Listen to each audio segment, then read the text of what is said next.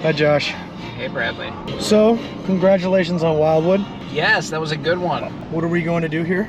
We got to go get our sign. We do have to go get our sign. But whenever we pull up a sign, we have a new discussion. And today's discussion is how crazy the real estate market is.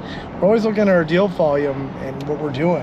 And, you know, we have a bunch of deals in escrow. We have some listings coming up, but we've been losing out on these bids left and right. And it's not because we're not doing the right things. It's because the LA market is just out of control. Look, you can do the right thing every single time, but that doesn't mean you get the deal every single time.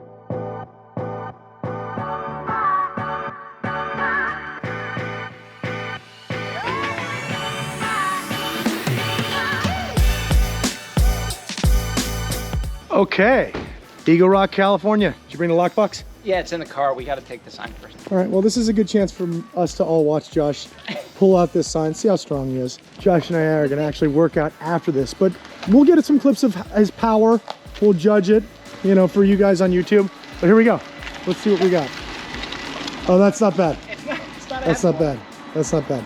I put it in, I can take it out. So we just closed this transaction on Wildwood. Very exciting, very exciting. Picking up the sign, we're gonna put the lockbox on so the buyer can get access to their new home. And then, you know, we're gonna talk about something that we don't talk about a lot, which is the L's we took this week. And the reason we're talking about it is because we are talking about the new market. We are in Los Angeles. We are in a almost non-contingent market.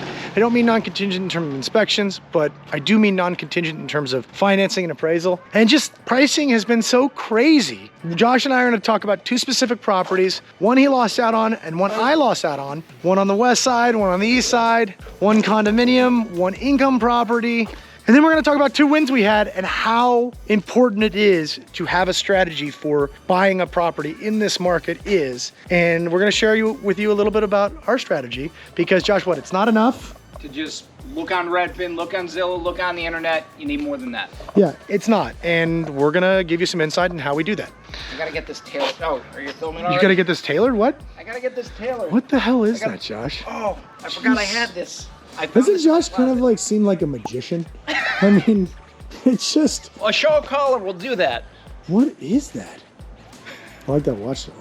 Yeah, it's a surprise. I made a bunch of it. This is Josh's car. We drive the same car. I keep mine cleaner, but that's another story for you for later. But let's go put on the lockbox. Let's go check out the property real quick and see where we're gonna go here. You know, this is a good time to highlight what a good seller looks like. Look at this. They cleared everything off. They painted the walls. Oh my goodness.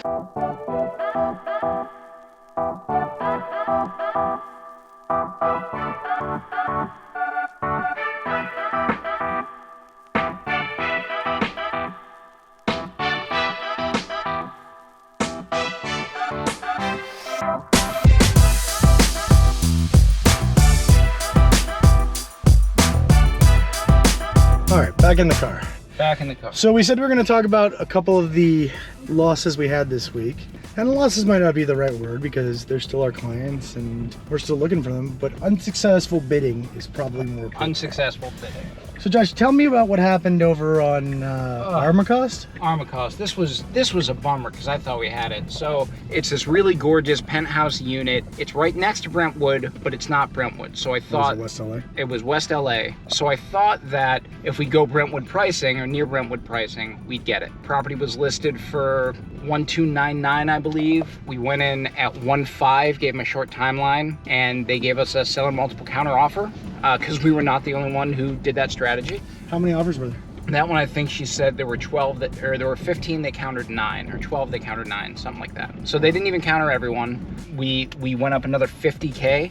She told me without telling me. Which I told you you should go to 1.6. Yes, but you know what, Brad? We still not enough. 1.6 wouldn't have gotten it. I know, that's pretty crazy. That's crazy because there was a 3-bed, 3-bath in Brentwood, very similar, that a month ago sold for 1.6. And this is selling for more. Now this was a special unit. It was totally move-in ready, roof deck, really phenomenal views through most of the property. But where did you end up on the spectrum? Third, fourth? I think we were 4th. I think she said there were 2 or 3 ahead of us. That's wild. Yeah, well, I asked for backup one, and she was like, no, that spot's taken. Oh, I asked for backup one on a property in Long Beach that we offered $1 million on, and she said, we got 7 offers and you were last. And we bid $1 million on a house in a neighborhood that does not have a home that has ever sold for $1 million.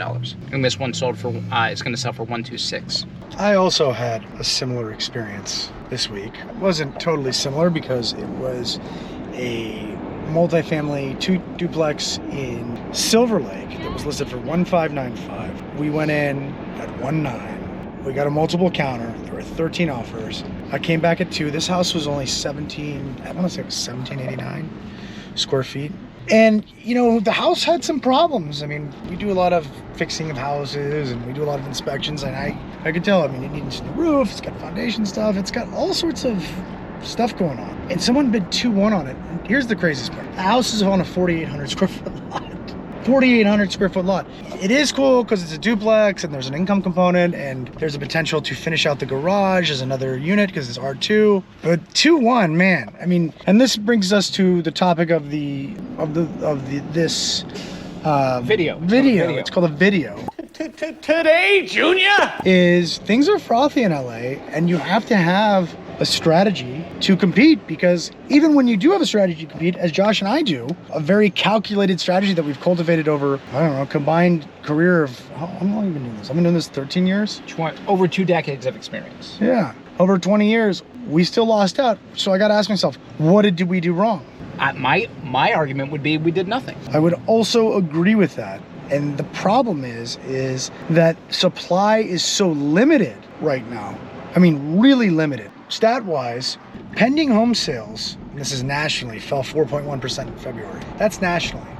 LA is a different animal and a different microeconomic unit, so it functions differently. So if they nationally 4.1%, I would have to think it was greater in LA.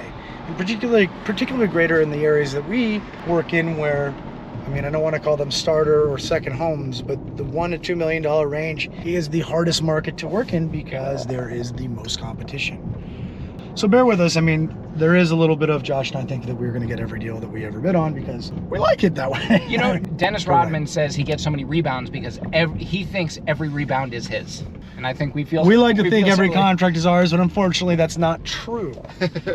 But the reason, you know, and we employed this strategy on both of these deals. You know, we ignore offer deadlines because other people ignore offer deadlines, and we are going to make a video about offer deadlines and why they shouldn't be respected. But Josh and I both did the same thing on both these deals, where we came in hot and they had an offer deadline and they waited. And a lot of people would say to us, hey, that's the wrong thing to do. You should respect the offer deadline and whatever. On other transactions, and we're going to talk about 2 transactions where it actually worked. Yeah. And it didn't work the way we wanted it to work, where they just accepted our offer right off the bat. On one of them, on mine, working with a very well-known agent in Glendale, or in the East Side, who told me he was going to have an offer deadline, had like 19 offers.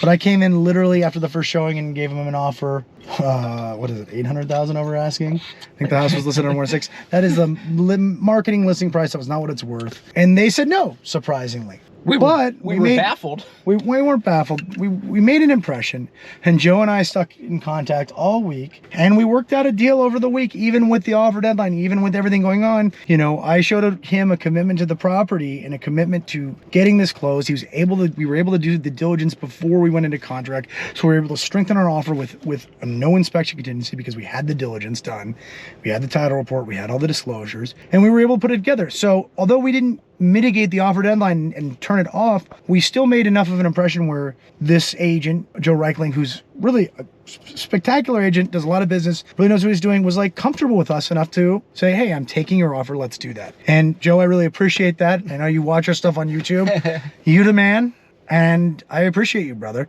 And same thing with Josh in Long Beach this week. What happened there? All right, so my clients saw a house they really liked. We all knew it was underpriced, and I told them the strategy on this house is we go in with our highest and best, hyper aggressive, put a deadline as we do, and we did that. The listing agent, less experienced, made it very clear how impressed she was with the offer, but older seller was not going to be able to get anything DocuSign because the seller doesn't use computers, which makes things tough. Yeah, we signed a picture of the seller counter.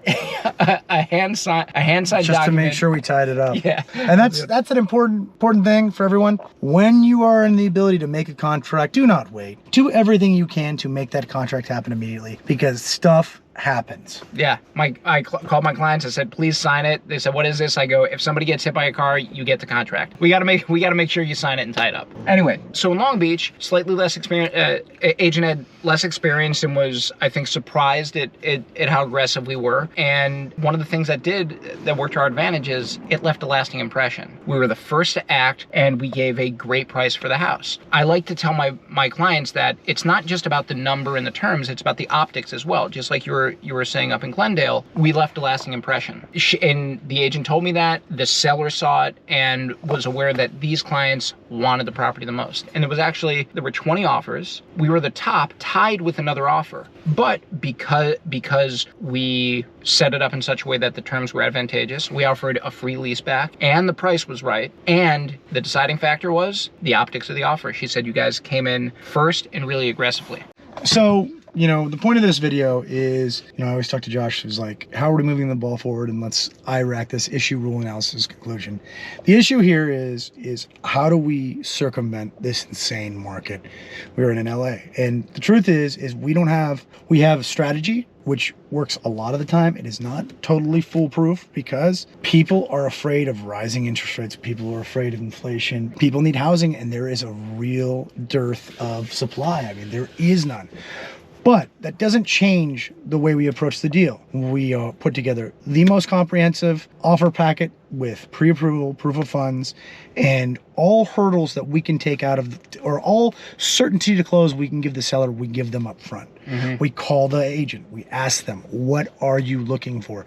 Do you need a lease back? Are there any issues that we need to address? Is there any diligence you have from when your client bought the property? Is there anything that you can tell us now we can sort out to make you more certain that we're going to close? Can we get into the property to do inspections early? Can you share the permitting history? Or rather, we look up the permitting history ourselves. We try to make it as simple and straightforward as we can. We also kind of submit our resume in a way because we submit a link to our reviews on Zillow. We submit a link to our history on Zillow because it shows the deal volume we do, because that's important. I know as a listing agent myself, I look up other agents. If I have 2 offers, all things the same, one agent has done 200 deals and one agent has done 25, you can bet your bippy I'm going with that 25. that 200 offer agent, 200 deal agent, just because they've seen more, they'll be able to pivot faster. You don't close deals in a difficult market like Los Angeles unless you know what you're doing. All those things are really important. There are 100 moving parts, and we try to make sure that we have control over all of them. So that's the rule. Have a plan, have a competent agent you're working with that really is, has a strong feeling one way or the other about how they're handling things. There are some agents that'll say, maybe I don't want to be the aggressive, pushy guy that is certainly not us. We want to be first in time, first in right. But there are some agents that wait at the deadline. That has bitten us in the butt before. I don't think you can do that because other people will submit ahead of you. And you never know. Maybe someone has some house in escrow in Montana that they need to buy. And you know what? This offer that they just got at 1201 is the one that's going to give them the cash to make that happen. Yeah. I know we've seen stuff like that.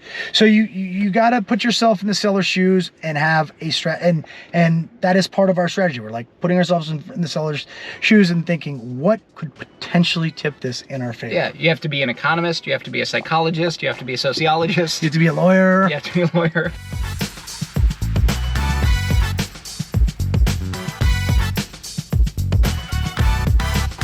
So Josh, you got to put yourself in the seller's shoes, as we were talking about. You got to remove all hurdles to closing to get your deal done. Yeah, you have to make the seller feel certain that out of these 20 odd offers they got, you're the one. You're the one who's going to close. You're the one, and also, you know, a lot of times you're dealing with a seller who's emotional. They don't want to feel like it's completely transactional. There should be a little bit of heart in it. Sometimes good to include a story or a letter from your buyers.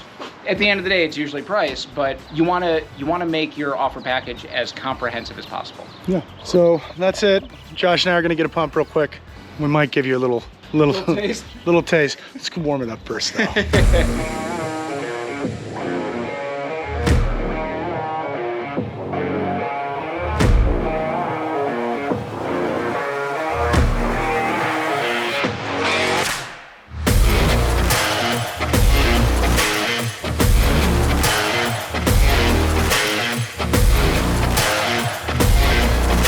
Josh, what do you have to say? What do you want to say in conclusion for a video? Well, I just want to say that the market is wild, and it's a disappointing reality that even if you do everything right, you're just not going to get every deal, which is, you know, against our mentality, but you have to accept the reality of the situation. But what we learned this week is you get some L's, but you also get some wins when you employ the right strategy. Stick to the plan. When you stick to the plan. Stick to the plan. You start out with a good plan, and you stick to the plan. Sometime may be good. Sometimes maybe shit. Sometimes maybe good, sometimes maybe shit. But I'm very happy that even though it feels like we've had a couple weeks already this week, we've done some good work, and I think that we have some really happy clients in contract, and that's what we're going for. But we want more, and it could be you. All right, like, subscribe, ring the bell. See us next time. What's the bell? The bell, ring the bell.